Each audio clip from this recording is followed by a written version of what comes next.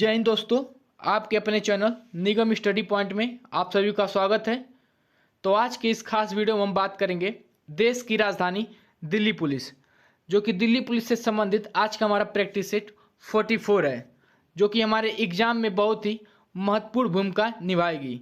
जैसे कि आप सभी जानते हैं कि आपके अपने चैनल निगम स्टडी पॉइंट पर डेली प्रैक्टिस सेट पढ़ता था, जो कि कुछ दिनों से नहीं पढ़ता था। इसका कारण यह था कि हमारे थोड़ा स्वास्थ्य में तबीयत खराब था। ओके, तो आज से आपका डेली प्रैक्टिस सेट चलेगा। तो आप चलते हैं बिना समय गंवाए हुए अपने पहले प्रश्न की तरफ। तो आज का हमारा पहला प्रश्न है, निम्नलिखित में से भारत का पहला पोशाक संग्रहालय किस राज्य में स्थित है? Option A Rajasthan, option B Goa, option C Andhra Pradesh, option D Delhi. तो हमारा आंसर होगा ऑप्शन नंबर बी, गोवा में। ठीक है, पहला पोशाक संग्रहालय किस में स्थित है, किस राज्य में? तो गोवा में। गोवा से संबंधित और कौन कौन से क्वेश्चन बन सकते हैं, जैसे कि भारत का 25वां राज्य कौन सा है? तो हमारा गोवा। ठीक है, 25वां राज्य कौन सा है? तो गोवा है। अगर आपसे पूछा जाए गोवा की राजधानी क्या है, गोवा की राजधानी क्या है? तो पणजी है। ठीक है, गोवा की राजधानी पणजी है। अगर आपसे पूछा जाए गोवा का स्थापना किस वर्ष किया गया था, या गोवा की गठन किस वर्ष किया गया था? तो आप बताएगा 30 मई 1987। ओके, अगर आपसे पूछा जाए भारत का सबसे छोटा राज्य कौन सा है, भारत का सबसे छोटा राज्य कौन सा है? तो गोवा है अपना। ठीक है, भारत का सबसे छोटा राज्य क्या है? गोवा है। अगला, गोवा में कुल कितने विधानसभा सीटें हैं? ठीक है, विधानसभा सीटें कितने हैं? तो 40 हैं। और यहाँ की राज्यसभा में सीटें कितनी हैं? राज्यसभा में तो 1। ओके, और लोकसभा में कुल कितने सीटें हैं इसके? लोकसभा में कुल 2 हैं। ठीक है, अगला प्रश्न हमारा, निम्नलिखित में से भारत सरकार द्वारा प्रधानमंत्री भारतीय जन औषधि योजना किस वर्ष लागू किया गया था? Option A 2010, option B 2005, option C 2004 और ऑप्शन डी 2008। तो हमारा आंसर होगा ऑप्शन नंबर डी, 2008 में। ठीक है, भारत सरकार द्वारा प्रधानमंत्री भारतीय जन औषधि योजना 2008 में शुरुआत किया गया था। एग्जैक्ट डेट पूछे तो नवंबर 2008 में। ठीक है, नवंबर 2008 में। अगर आपसे पूछा जाए जन औषधि दिवस कब मनाया जाता है, जन औषधि दिवस कब मनाया जाता है? तो आप बताइएगा 7 मार्च को। ठीक है, जन औषधि दिवस कब मनाया जाता है? तो 7 मार्च को। अगर आपसे पूछा जाए कब से शुरुआत है, किस वर्ष से शुरुआत है? तो 2019 से यह मनाया जाता है। ठीक है, 2019 से यह हर साल 7 मार्च को जन औषधि दिवस मनाया जाता है। अगला हमारा कुछ महत्वपूर्ण योजना है, जैसे कि प्रधानमंत्री शहरी आवास योजना 25 जून 2015 को शुरुआत किया गया था। अगला, प्रधानमंत्री जन धन योजना 28 अगस्त 2014 को शुरुआत किया गया था। अगला, ग्राम उजाला योजना 24 मार्च 2021 को शुरुआत किया गया था। अगला, अग्निपथ योजना 14 जून 2022 को शुरुआत किया गया था। अगला, प्रधानमंत्री गति शक्ति योजना 13 अक्टूबर 2021 को शुरुआत किया गया था। अगला, एक राष्ट्र एक उर्वरक योजना अक्टूबर 2022 में शुरुआत किया गया था। किसके द्वारा? प्रधानमंत्री द्वारा। ठीक है, अगला प्रश्न हमारा, निम्नलिखित में से रुक्मणी देवी अरुंडेल को किस वर्ष पद्म भूषण प्राप्त हुआ था? Option A 1957, option B 1956, option C 1980, option D 1984। तो हमारा आंसर होगा ऑप्शन नंबर बी, 1956 में। ठीक है, रुक्मणी देवी अरुंडेल को पद्म भूषण 1956 को प्राप्त हुआ था। अगला हमारा रुक्मणी अरुंडेल से महत्वपूर्ण क्वेश्चन क्या क्या बन सकते हैं, जैसे कि रुक्मणी देवी अरुंडेल क्या क्या क्वेश्चन बन सकते हैं, जैसे कि यह किस भारतीय शास्त्रीय नृत्य से संबंधित है, तो ये भरतनाट्यम से संबंधित है। ठीक है, भरतनाट्यम से। अगला पूछा जाए कालिदास सम्मान इन्हें किस वर्ष प्राप्त हुआ, कालिदास सम्मान किस वर्ष प्राप्त हुआ, तो बताएगा 1984 में। ओके, अगला हमारा, अगर आपसे पूछा जाए संगीत नाटक अकादमी पुरस्कार किस वर्ष प्राप्त हुआ, तो 1957 में। ठीक है, रुक्मणी देवी अरुणडोल को संगीत नाटक अकादमी पुरस्कार 1957 को प्राप्त हुआ था। अगर आपसे पूछा जाए वह कौन है कि राज्यसभा के सदस्य के रूप में पहली नर्तकी, यह पहली नर्तकी है जो कि राज्यसभा के सदस्य के रूप में नामांकित किया गया था। ठीक है, कौन है, रुक्मणी देवी अरुणडेल। अगला प्रश्न है हमारा, निम्नलिखित में से सर्वप्रथम भाषाई आधार पर पुनर्गठन होने वाला राज्य कौन सा है। Option A Arunachal Pradesh, option B Madhya Pradesh, option C Orissa, option D Andhra Pradesh. तो हमारा आंसर होगा option number D Andhra Pradesh. भाषाई आधार पर सर्वप्रथम पुनर्गठन होने वाला राज्य कौन सा है, तो आंध्र प्रदेश। कब हुआ था, तो 1 अक्टूबर 1953 को। ठीक है, अगला प्रश्न है हमारा, निम्नलिखित में से भूटान भारत के साथ कुल कितने राज्यों के साथ सीमा साझा करता है। Option A 7, option B 4, option C 5, option D 3। तो हमारा आंसर होगा option number B 4। Bhutan Bharat के कुल 4 राज्यों के साथ अपना सीमा साझा करता है। वो कौन कौन से राज्य हैं, तो असम, अरुणाचल प्रदेश, पश्चिम बंगाल और सिक्किम। भूटान भारत के कुल 4 राज्यों के साथ सीमा साझा करता है। कौन कौन से, असम, अरुणाचल प्रदेश, पश्चिम बंगाल, सिक्किम। अगर आपसे पूछा जाए कि भूटान की राजधानी क्या है, भूटान की राजधानी क्या है, जो कि हमारे एग्जाम के लिए बहुत ही महत्वपूर्ण महत्वपूर्ण क्वेश्चन है, क्योंकि हमारे पड़ोसी देशों से अक्सर करके एग्जामों में क्वेश्चन पूछता है। तो ये हमारे भारत के पड़ोसी राज्य हैं। ठीक है, कौन, भूटान। भूटान की राजधानी क्या है, थिम्पू। भूटान की मुद्रा क्या है, भूटान की मुद्रा क्या है, तो नगुल्ट्रम। ठीक है, नगुल्ट्रम। अगला, अगर आपसे पूछा जाए भूटान का राष्ट्रीय खेल क्या है, भूटान का राष्ट्रीय खेल क्या है, तो तीर अंदाजी। ठीक है, तीर अंदाजी।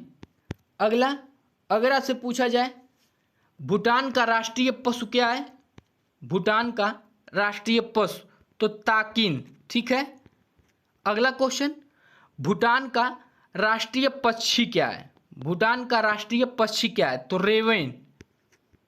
रेवन, जो कि ये काला कौवा है। ठीक है, रेमन को क्या कहेंगे, तो काला कौवा। अगला प्रश्न हमारा, अगर आपसे पूछा जाए भूटान का संसद का क्या नाम, भूटान के संसद का क्या नाम है, संसद का क्या नाम है, तो तसोंगडू। ठीक है, तसोंगडू। अगला प्रश्न है हमारा,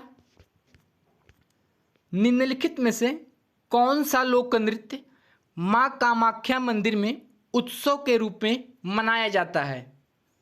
ऑप्शन ए देवधानी लोक नृत्य, ऑप्शन बी झूमुर लोक नृत्य, ऑप्शन सी नट पूजा लोक नृत्य, ऑप्शन डी ओजापली लोक नृत्य। तो हमारा आंसर होगा ऑप्शन नंबर ए देवधानी लोक नृत्य। ओके, मां कामाख्या मंदिर में उत्सव के रूप में कौन सा लोक नृत्य मनाया जाता है, तो देवधानी लोक नृत्य।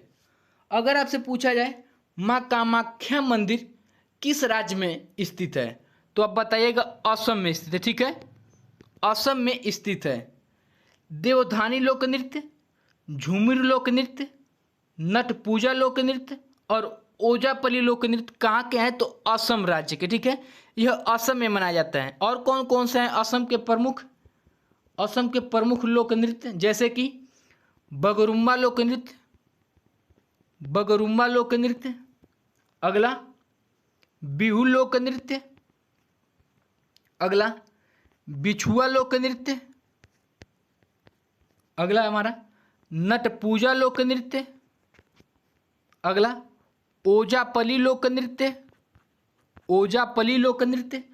और अगला हमारा काठी लोक नृत्य। ठीक है, ये हमारे महत्वपूर्ण लोक नृत्य जो कि हमारे असम राज्य में मनाए जाते हैं। अगला प्रश्न है हमारा, निम्नलिखित में से संकीर्तन लोक नृत्य को यूनेस्को ने अपनी सूची में किस वर्ष शामिल किया? Option A 2008, option B 2010, option C 2003, option D 2013। तो हमारा आंसर होगा ऑप्शन नंबर डी 2013 में। ठीक है, संकीर्तन लोक नृत्य को यूनेस्को ने 2013 में अपनी सूची में शामिल किया। अगर आपसे पूछा जाए संकीर्तन लोक नृत्य किस राज्य में मनाया जाता है, तो आप बताइएगा मणिपुर में। ठीक है, संकीर्तन लोक नृत्य मणिपुर में मनाया जाता है। अगला हमारा महत्वपूर्ण, अगर आपसे पूछा जाए कालबेलिया लोक नृत्य को यूनेस्को ने कब शामिल किया अपने सूची में, तो 2010 में।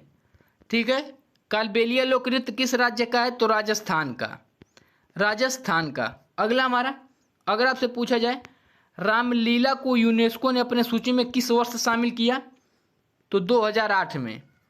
रामलीला कहाँ का है? तो अपने उत्तर प्रदेश का।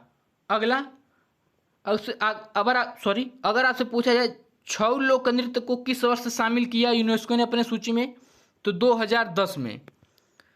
छऊ लोक नृत्य एक अर्धशास्त्रीय लोक नृत्य। ठीक है, अगर आपसे पूछा जाए छऊ लोक नृत्य कैसा नृत्य है, तो एक यह अर्धशास्त्रीय लोक नृत्य है।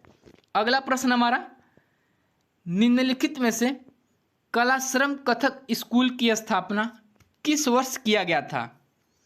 Option A 1954, option B 1953, option C 1998, option D 1964।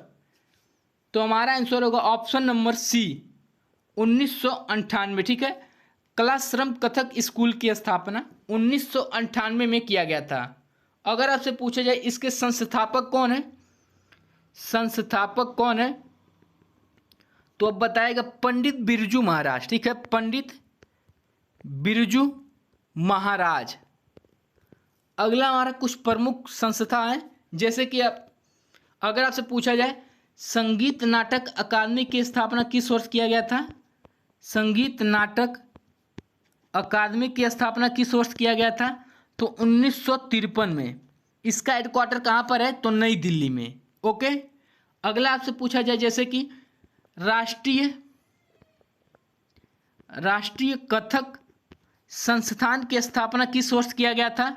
तो 1998 में। इसका हेडक्वार्टर कहाँ है? तो नई दिल्ली में ही है। अगला, राष्ट्रीय कथक संस्थान की स्थापना 1964 में किया गया था। 1964 में किया गया था। ओके, अगला आपसे पूछा जाए जवाहरलाल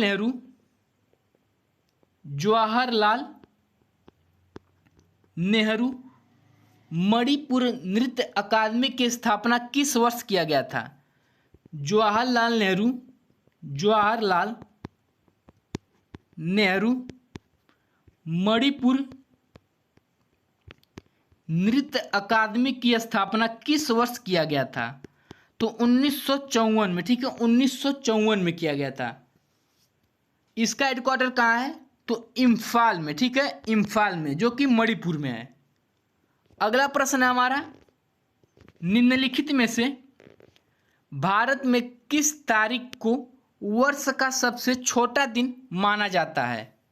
ऑप्शन ए 18 दिसंबर, ऑप्शन बी 15 जून, ऑप्शन सी 22 दिसंबर, ऑप्शन डी 22 जून। तो हमारा आंसर होगा ऑप्शन नंबर सी 22 दिसंबर को, ठीक है, वर्ष का सबसे छोटा दिन माना जाता है। अगला प्रश्न है हमारा, निम्नलिखित में से भारतीय संविधान में समवर्ती सूची की अवधारणा किस देश के संविधान से लिया गया है? ऑप्शन ए रूस, option B Canada, option C Australia, option D Japan. तो हमारा आंसर होगा ऑप्शन नंबर सी ऑस्ट्रेलिया, ठीक है। ऑस्ट्रेलिया के संविधान से समवर्ती सूची की अवधारणा लिया गया है। ऑस्ट्रेलिया के संविधान से और क्या क्या लिया गया है, जैसे कि प्रस्तावना की भाषा, प्रस्तावना की भाषा। अगला हमारा संसद का संयुक्त बैठक, संसद का संयुक्त बैठक। अगला शक्तियों का विभाजन केंद्र और राज्यों के बीच, शक्तियों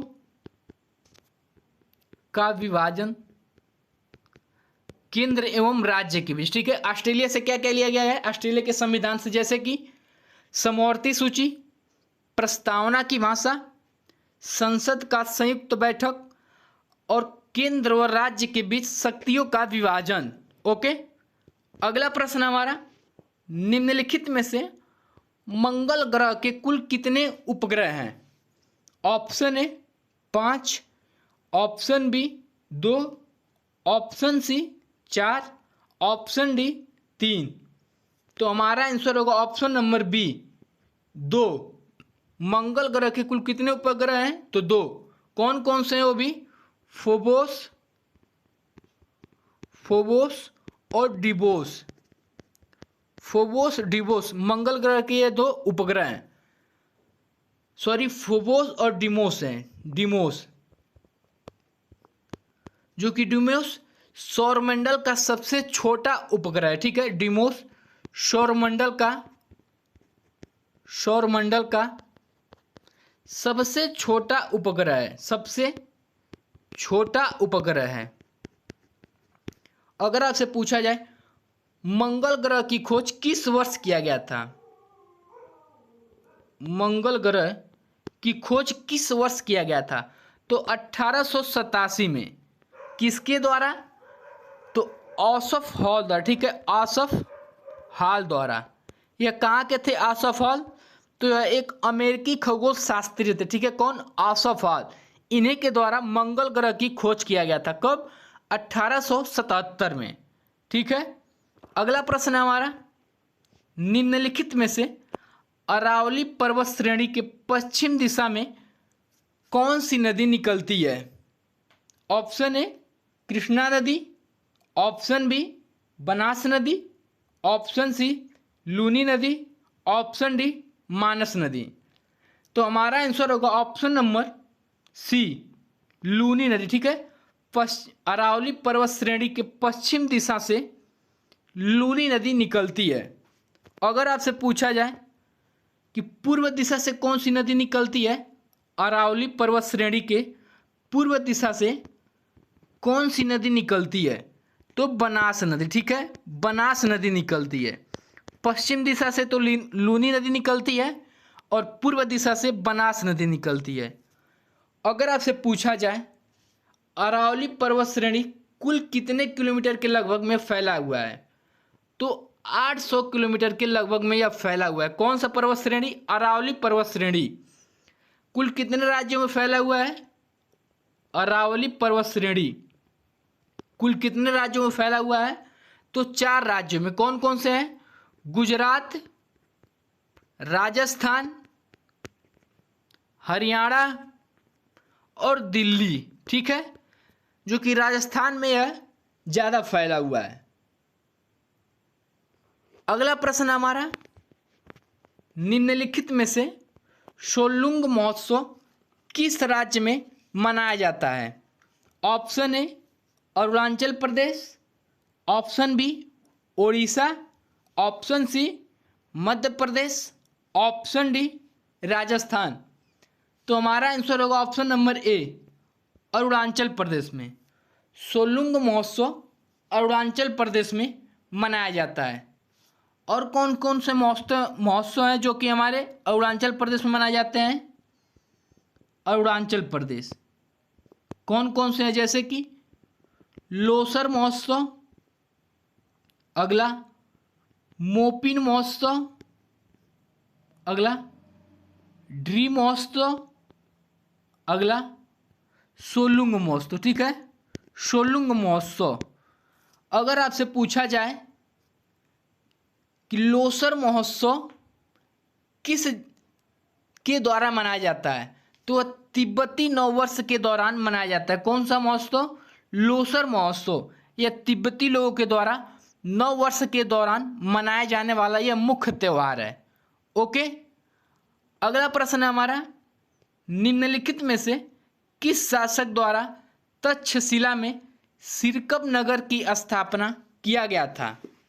option A Chandragupta Maurya, option B Kanishka, option C Alauddin Khilji, option D Mohammad bin Tughlaq.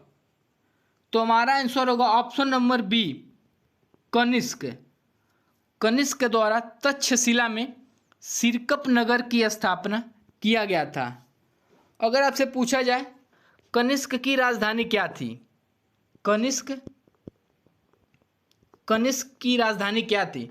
तो पुरुषपुर। ठीक है, पुरुषपुर, जो कि वर्तमान में क्या नाम है इसका? पेशावर। ओके, अगर आपसे पूछा जाए इसने शक संवत की शुरुआत किस वर्ष किया गया था? कनिष्क ने शक संवत की शुरुआत किस वर्ष किया था?